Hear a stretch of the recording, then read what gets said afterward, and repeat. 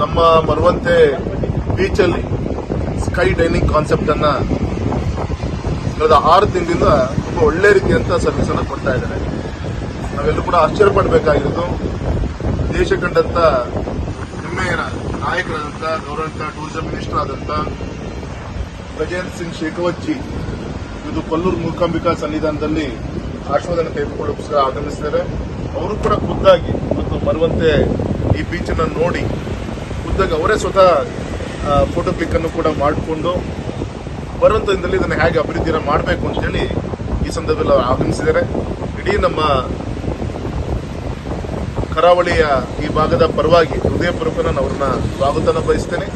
ಮತ್ತೆ ವಿಶೇಷವಾಗಿ sky dining 3 ಮಂತ್ಸಿಂದ ಏನು ಮಾಡಿದರೆ ತುಂಬಾ ಒಳ್ಳೆಯ ಒಂದು ಅವಕಾಶ.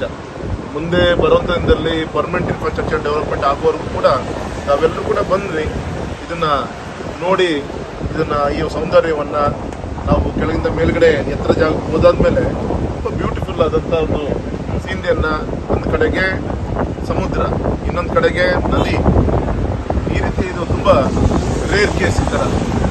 ಈ ರೀತಿ ಒಂದ್ ಕಡೆ ಸೌಪರ್ಣಿಕ ನದಿ ಇದೆ, ಇನ್ನೊಂದ್ ಕಡೆ ಅರೇಬಿಯನ್ ಸೀ ಇದೆ. ಮತ್ತೆ ವಿಶೇಷವಾಗಿ ನಾವು ಈ ಮೇಲ್ಗಡೆ ಎತ್ತರ ಜಾಗಕ್ಕೆ ಬಂದ್ಮೇಲೆ ಅಟ್ಯಾಚ್ ವಿತ್ ಕೋರ್ಟ್ ಸೀನ್ ಅನ್ನು ಕೂಡ ನಾವು ನೋಡ್ತೀವಿ. ಗುರು ಐಲ್ಯಾಂಡ್ ಅಲ್ಲಿ ನೋಡ್ಬೋದು, ಬರ್ಡ್ ಐಲ್ಯಾಂಡ್ ಅನ್ನು ನೋಡ್ಬೋದು.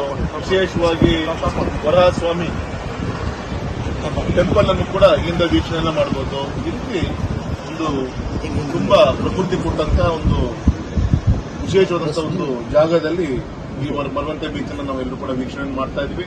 ನಾವು ಕೂಡ ಬನ್ನಿ ಎಂಜಾಯ್ ಮಾಡಿ.